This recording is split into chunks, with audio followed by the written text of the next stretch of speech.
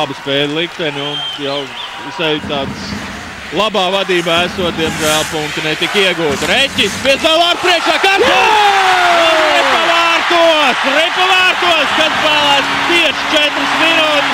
Vēlreiz Arvīds Reķis pats visu nokārtoja, pats sev piespēlēja. Lūk, šī piespēle Erzbergs gatavs, viņš bija gatavs tomēr atvairīt ripu, bet nespēja to izdarīt pēc Mārtiņa Karsuma metiena.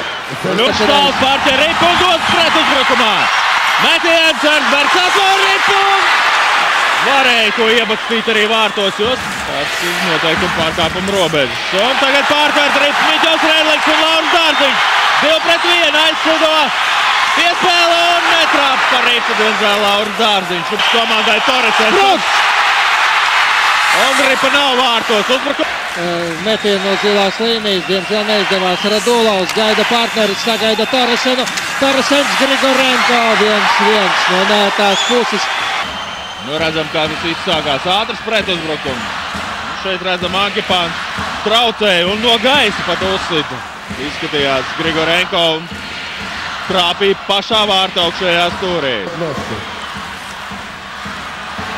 Ozoliņš.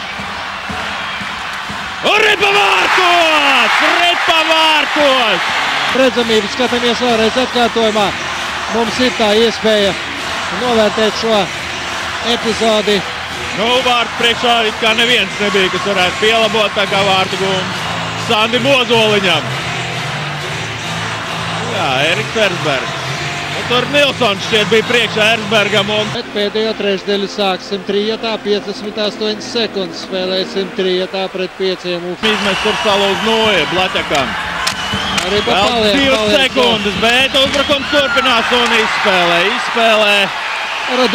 Kārtējos vārtus šajās. Šķiet, ka 20. čempionātā. Jā, 20. Lai ripa lidotu garā vārtiem. Un iegāž vārtos Svitals. Sākvistu un Sandis Ozoliņš aizstāv savu vārtsēgu. Nu, Svitals ir kausis pēc savas ampluā pamata, tā kā Sandim neklājas viegli. Nu, vārtsēgs ir jāaizstāv. Nu, šobrīd redzam atkārtojumā. Tīšām, netīšām, bet uztriecās virsū Telkvistam.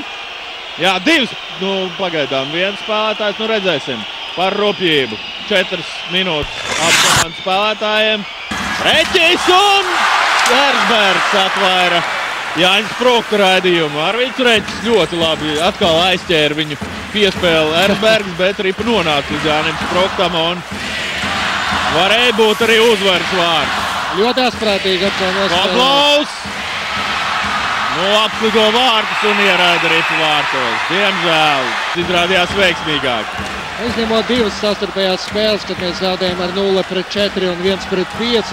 Visās spēlēs mēs pret Salavatu spēlējam labi, bet nekādi nevaram uzvarēt. Nu, šodien vismaz punktu beidzot mēs no Ufas esam paņēmuši. Tas, protams, arī ļoti vērtīgs punkts.